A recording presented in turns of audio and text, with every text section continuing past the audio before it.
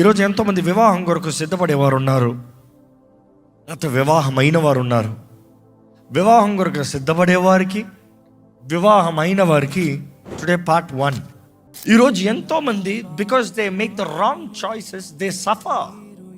ఈరోజు ఈ మాట వినేటప్పుడు ఇప్పటికే వివాహాలు అయిన వారైతే నేను విడాకులు ఇచ్చి మళ్ళీ పెళ్లి చేసుకుంటానన్న దాని కొరకు మాట్లాడేది కాదు. అలాంటి ఆశలు రానవద్దు. ఒక అద్భుతం జరిగించు, నా కుటుంబం కట్టుకోవాలని ఆశపడుతున్నాడని ప్రార్థన చేయండి.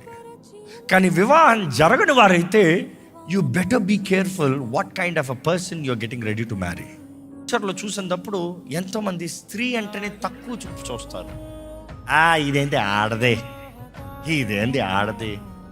దేవుని వాక్యం తెలియజేస్తుంది, బలహీనమైన ఘటమని ఎరిగి గౌరవించాలి భార్యని. క్రీస్తు సంఘాన్ని ప్రేమించిన రీతిగా భర్త భార్యని ప్రేమించాలంట. ఈరోజు ఒక వ్యక్తి వివాహం చేసుకుంటాను ముందుగా తన సిద్ధపడవలసింది తన జీవితాన్ని పంచుకుంటానికి తన జీవితం సిద్ధపడాలి.